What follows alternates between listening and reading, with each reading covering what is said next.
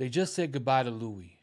They barely got a minute to breathe. And now, at 1 o'clock in the afternoon, someone is trying to bring this entire hospital to its knees. A 4th of July ER that was already drowning, going completely analog. This is episode 7. What's going on, nieces and nephews? Welcome back to the channel. Today we're talking about episode 7 of The Pitt. It just dropped, and this one is a gear shift. Just know there are going to be spoilers in this recap.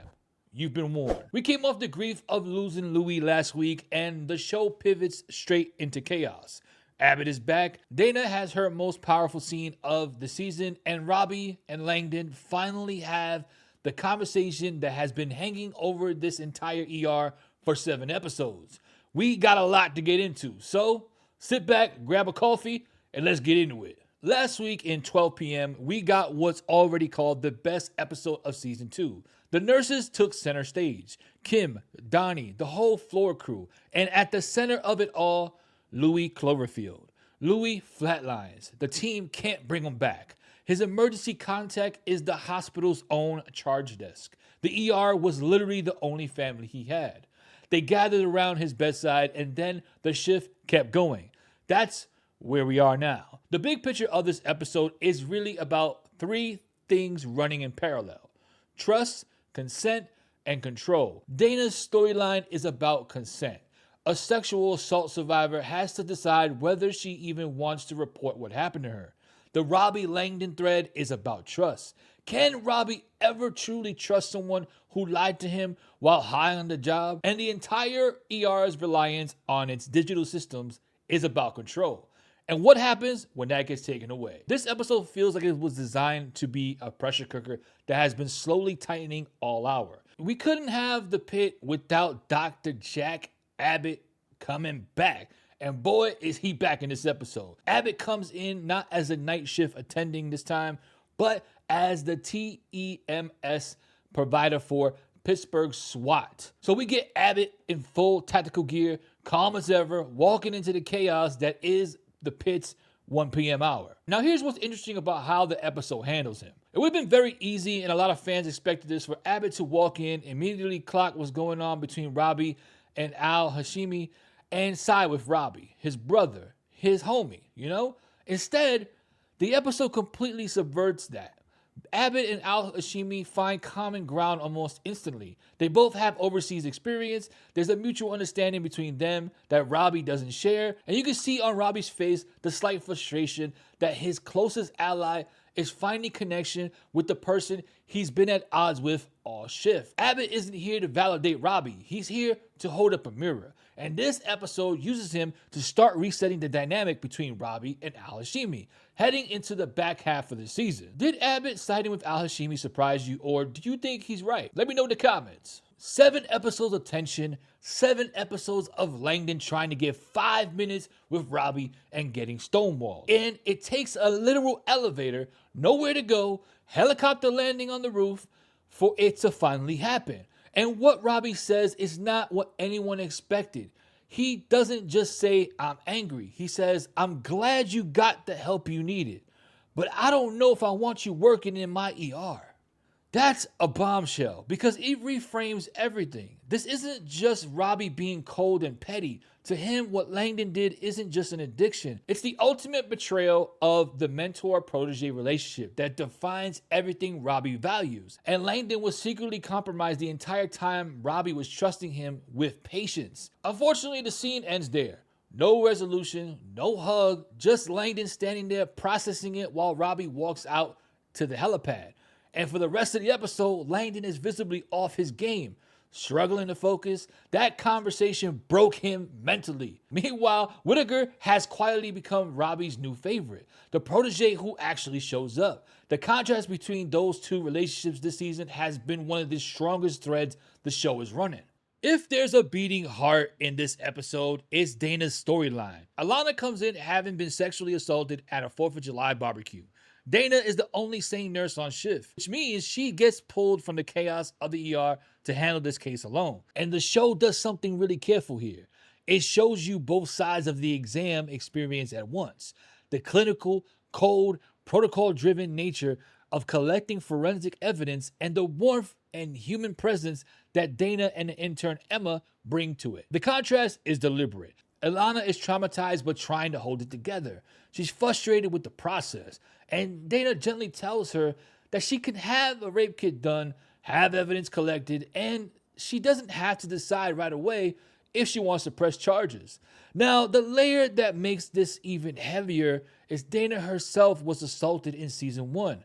She doesn't want to pressure Ilana, but part of her wants justice for this woman that she never got for herself. I'm glad you were here today.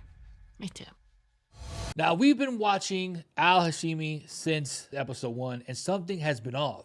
She's brilliant, she's competent, but there has been these moments where she just freezes. After feeling overwhelmed, Al-Hashimi slips into a bathroom and calls a specialist, leaving a message for Dr. Fairgraves at the Pittsburgh Neuroscience Group. And she says she needs to talk to him as soon as possible. Now, that's a neurologist, which connects back to those pause moments all season. Now, this could be a connection back to episode 1 when she looked at baby Jane Doe's chart and had that strange reaction. Is Al-Hashimi dealing with a neurological condition that's affecting her at work? Is that why Gloria hired her? Does she not know? Does Robby deserve to know? This thread is now one of the most compelling mysteries of the season. Honestly, I don't know what's wrong with her, but I'm going to ask you, what do you think is wrong with Al-Hashimi, and does Robby have the right to know? This very well could stop him from going on sabbatical, which is something that they're also trying to do by telling him about motorcycle accident. Mohan gets one of the most emotional, exhausting threads of this episode. She has an uninsured patient, Mr. Diaz, who needs continued care, but the system is pushing him to discharge him. Mohan fights for him, but she's up against the financial infrastructure of the entire hospital. And you watch her realize in real time that her compassion and competence are simply no match for what the system is designed to do. This is the Pitt doing what it does best, using a single patient case to make a larger argument about American healthcare. Mohan isn't wrong.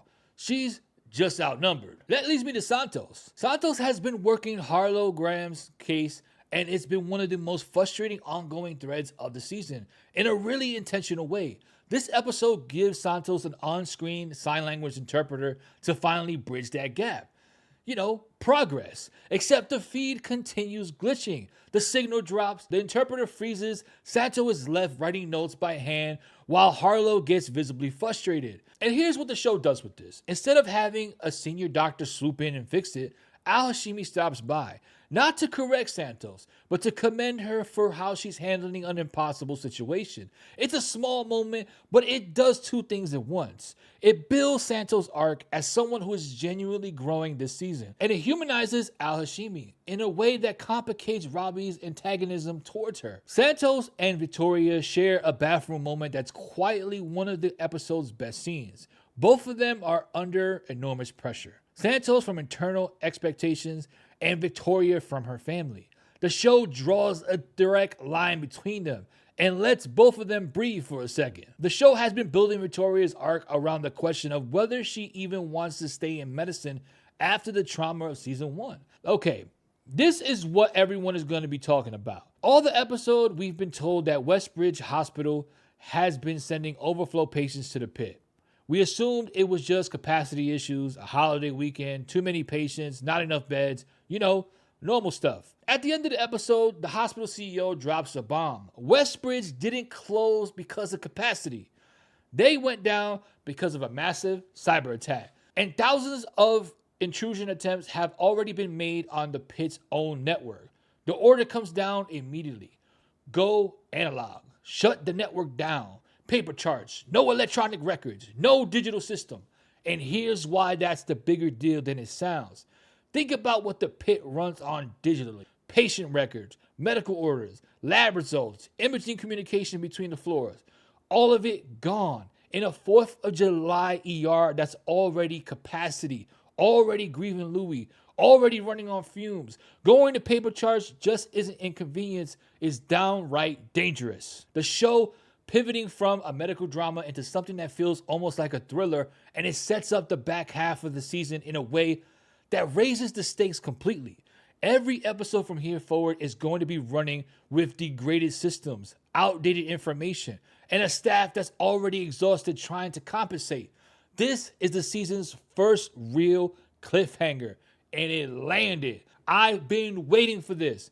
For me, I'm not gonna lie to you, the first half of this season, I'm just like, man, what's going on? This doesn't feel like what drew me in, you know what I mean? I don't know if you felt the same, but I felt like season 1 was way more drama, way more stuff going on. It made me feel like, damn, a lot of stuff happened in one shift last season. So for me, this one felt a little bit more calm, more chill until this episode. It feels like shit's about to hit the fan and everybody's gonna get dirty. Now, episode 8, 2 p.m. drops February 26th. Here's what I think is coming. First, the cyber attack is going to hit hardest where it hurts most. My prediction is that a patient suffers because of delayed or missing records. I feel like the show is going to make this a little bit more personal rather than a logistical problem. Langdon is going to have some kind of breaking point. The elevator scene destabilized him. He was already fragile. Now his mentor has told him he might not even want him there. Al-Hashimi neurological issue is going to matter in a critical moment. She's going to freeze at the wrong time and someone is going to notice. Whether that someone is Abbott, Robby, or a patient, I don't know. The prediction I'm most locked in on though, Abbott is going to be the one who forces Robby to confront his behavior towards Al-Hashimi directly. Abbott found connection with her this episode. He's not going to let Robby keep running from that conversation. Frankly, I see him taking both of them into a room, getting shit settled, hashing it out, and them kind of coming as one to take over the hospital. Even though I can understand if Robby feels some type of way, the CEO talked to the new attending and not Robby. That part right there, that's going to cause some tension 100%.